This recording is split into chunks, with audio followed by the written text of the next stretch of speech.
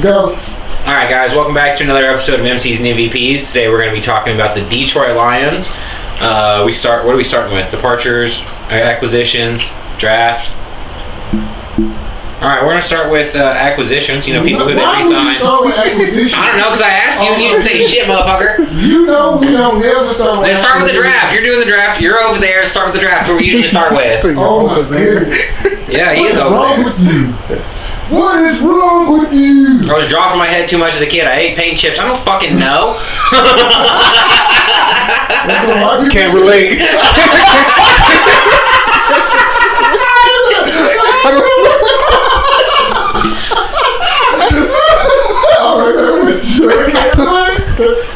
Maybe it's a white thing.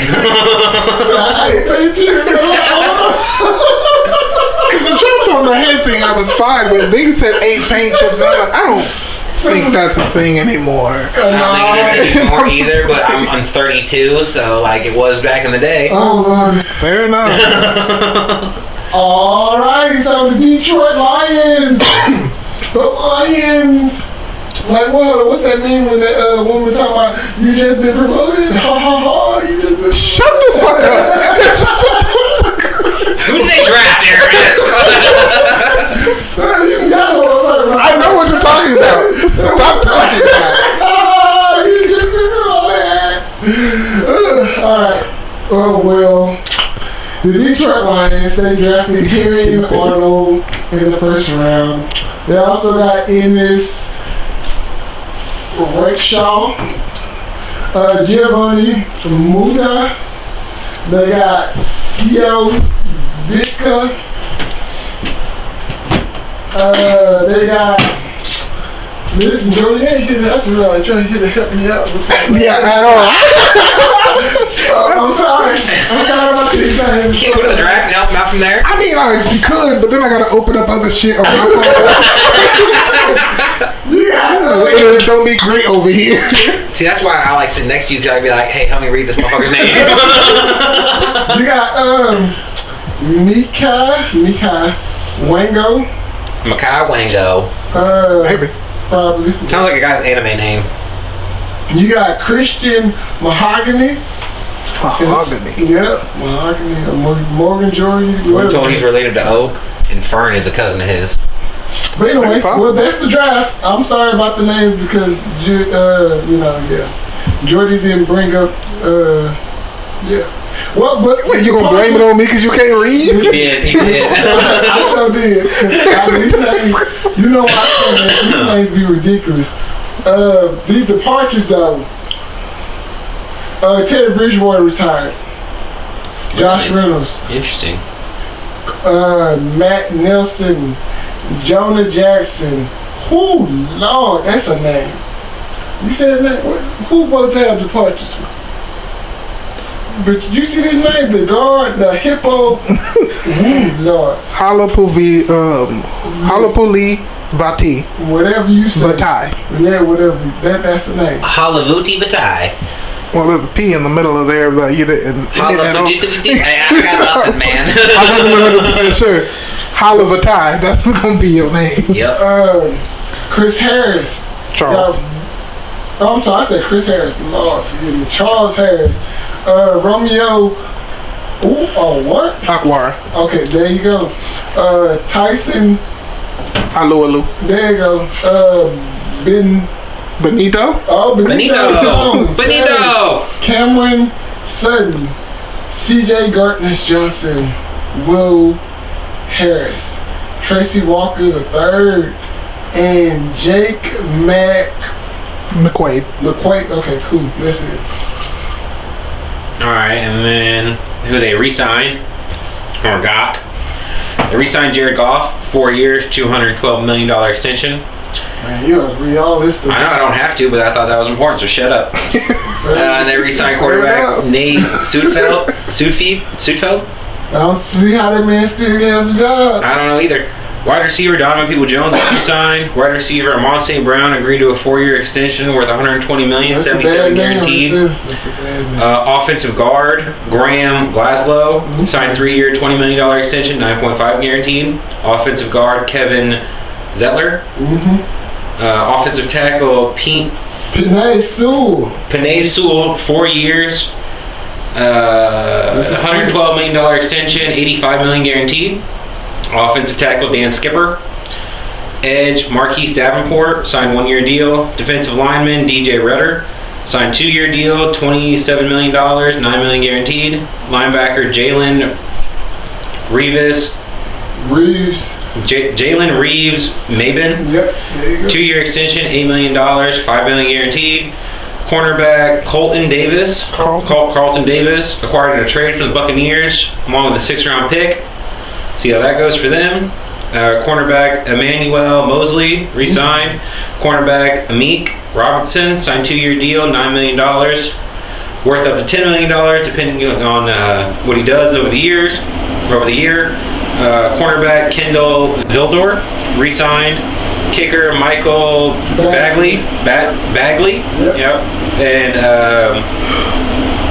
long snapper, thank you. Scott Daly re-signed. So that's everyone who they re-signed. It looks like they got a lot of their key players back, which is good for them. Well, JT. Yes, sir. What do you think about the Detroit Lions? Dude, they're gonna kill it this year, man. I'm excited to watch Detroit Lions football. I think they're gonna be good. I think they're making it to the playoffs again this year, probably. I got a question. Yeah. Can they get? Hold up. They lost to the 49ers, right? They did. Yeah, that's who they lost in the second round of the playoffs. So did everybody else. Yeah, I mean, he's not wrong. I mean, but it was a good game against the 49ers. It came down to what? They went on like 4th down or something like that? It was something like that. Like they could have either kicked a field goal on 4th down and they still would have been down by like 2 points, or they could have gone for it. It was some shit like that. And they went for it and didn't get it. But it was a good game. They played great defense last year. Amon St. Brown came through as a great receiver. Donovan Peoples-Williams is a great receiver. Peoples-Jones, thank you. Is a great receiver. He's got. I say great, but he's good. He's very reliable. He's a good number 2. Very good number 2. He's solid. You're right. He's solid. I give you number 2. But he's tall. Yeah, he's tall. He's lengthy. He can jump. You're he's right. fast. I wouldn't say he's fast. I ain't gonna say he's fast. Yeah, but he can get down the field. Exactly. Decent route runner.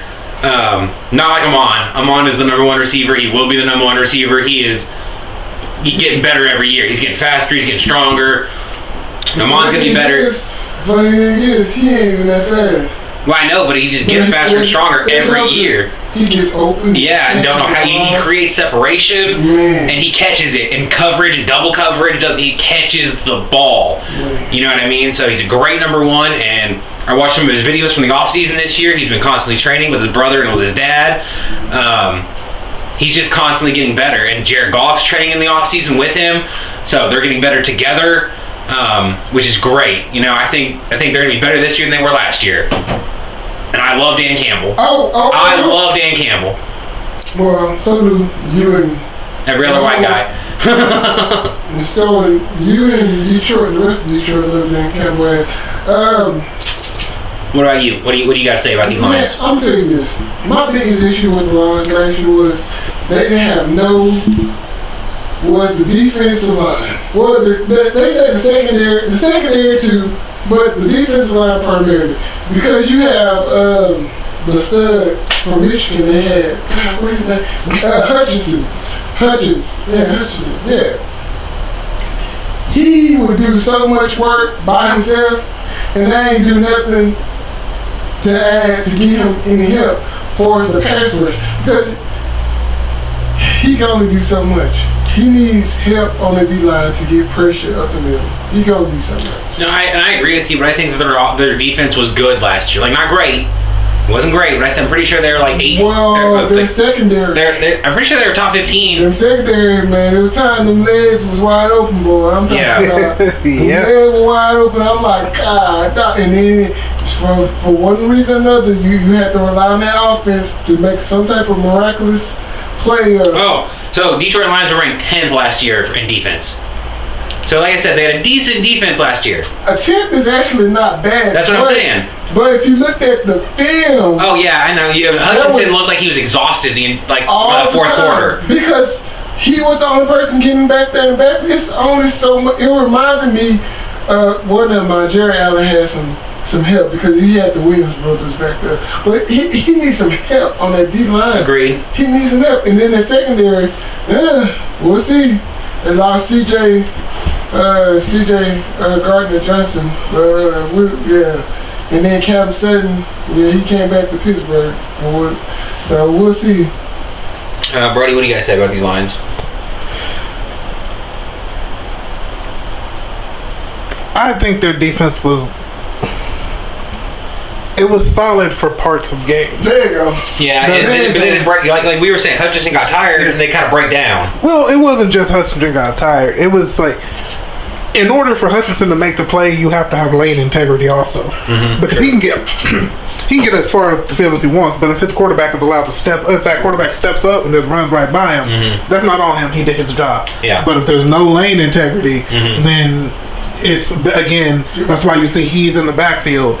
And a lot of times, what you're taught as a tackle, if someone even starts to get, you just keep them going on the field. Yeah. And you will see that happens to him a lot, which I think. Understanding that, hey, he's just quicker than a lot of people and he's stronger than a lot of tackles. Which is true, he is. He's powerful. And that's just a fact. Yeah, it's just a fact. They understand that I'm not going to play you the same way I'm playing somebody else. He reminds me so much of J.J. Watt, except J.J. Watt had help too. Yeah. Someone else is coming to play cleanup. Yes. And they got one guy to clean up. Yeah. They had one guy able to clean up. I feel like their defense would be better. Because they're we talking about simply for the D lineman because, man, it's just they're hoping the quarterback fucks up, steps up. Because if you step up, you know that's where the hole's gonna be. Your quarterback's gonna be free. He's got more time, and that secondary was not holding up in the way that they wanted them to. Right. You know, man? All right. He's got a game on his phone. Don't worry about him. Okay. Disrespectful. But yeah. You don't have to take that. Kick him in his knee when we walk out. But they also, He's old. He can't take it. Oh, you talking me or him? I mean, either one of us. Let's be honest. Neither one of us got good knees. Hey man. Hey. For real. But yeah, It looks like crumbling paper. You ain't wrong. When I wake up, I feel like I'm like extra crispy chicken from all the cracking and popping that's happening. But I like Detroit. I like Detroit. I don't always like Dan Campbell's play calling. Yeah, sometimes I'm Is it his play calling or his decision making? ooh. A little bit of both. Sometimes I'm like, did you take like a couple shots before this play call? Well, because also I know, like, I don't think he is their play caller, right? Offensive play caller? No, Ben Johnson is. Yeah, I was Okay, like, someone else is his play caller, but they also know, like, even if he's the one calling the plays, Dan Campbell is still, the offensive coordinator, well, the head coach. So he still has a say in what's going on. Right. So understanding that he's going to be aggressive and go for certain shit, he cleared what plays you're allowed to do. Yeah. So true. But I think part of it is like, I think to play aggressive, sometimes it feels like you think you have a worse team than you do. Because a lot of that high risk, high reward, when you go for it every single time, high risk, high reward isn't made to do it all the time. Right. That's why you end up getting fucked over. So That's why all the part with the Chiefs, the Chargers got fired. He's before Harbaugh, the head coach. And he kept on going for a fourth down. Like, damn, dude, can you kick a field goal? You want to know something? They lost a lot of games. Yep. For by field goals. And I will agree with you that sometimes you need to kick a field goal. But statistically saying, if you go for it on fourth down more often than not, you'll score. I know that.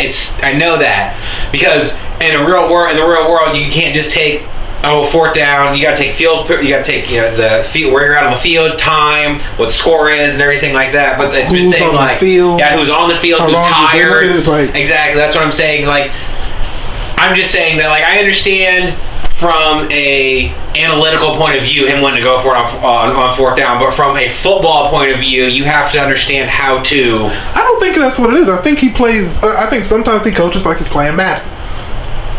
We're gonna go for it. It's 4th and 25. We're going for it. No, I don't think he's done anything super outlandish I know, but I'm just saying, you know. But the crazy thing is, we seen him actually get those type like 4th and 13s, 4th and 15, and they went for 4th down and got it. Yeah, but then we've also seen the opposite of that. We where they fall. have, Yeah, but and then still. their defense was not good enough to be able to hold up. Whenever that, you know, you gave them the ball back on the 35-yard line. And it's like you're damn near guaranteeing points for the other squad. Exactly, because they don't even have to run play. They can just kick a field goal. They got 3 points. You know what I mean? I'm not So- refuting it. I get it. Yeah. I don't think the defense stood up to how aggressive he played offense. Yes, That's the thing. Yes, yeah, I'm right there with you. If the defense, But we're not talking about the Chargers right now. We're talking about the Lions. No, I'm talking about the Lions, yeah. What you talking Oh, I about? thought we were talking. You said we were talking about the Chargers. I just said You said- No, he brought him up as an okay. example Gotcha. of someone who got fired for doing Yeah. what Dan Campbell does. But he doesn't do it all the time. I feel like Dan Campbell's a lot smarter about it than the guy from the Chargers was. Sometimes.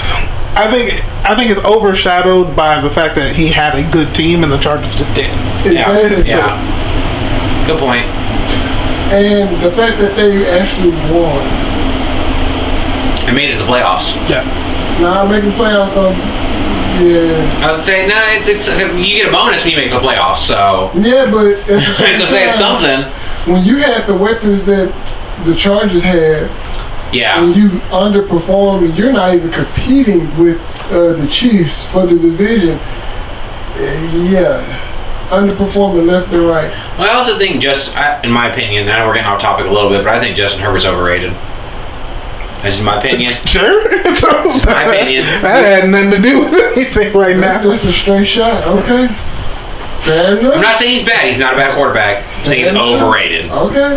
We'll talk. Have we talked about the Chargers already? Yeah. Probably. Yeah. I think I said that during the Chargers thing too. I was like, I don't think he's as good as everyone says he is. If he was, he played maybe better. Feel that about a lot of quarterbacks. True. Just like the one that just got signed to be the highest paid quarterback in the NFL. I don't know how. His ass barely could take a hit, but his ass got paid. I wouldn't have did it. But anyway, that's I'm not sure. What are you talking about? Tua just got Oh, did he sign? Yeah. Okay. I didn't realize he signed. I didn't get that memo. Yeah. All right. Well, that's all I got to say about the Lions. I think they're going to be good again this year. It's going to be interesting to watch. I'm definitely going to watch some of their games. I'm getting a Sunday ticket. I might not even be home to even look at all of it. So, but I'm definitely getting a Sunday ticket. So when I do get home, I'm gonna look at my Steelers game. So y'all more than welcome to hop on. I don't care. But yeah. Anywho, all right then. Till next time.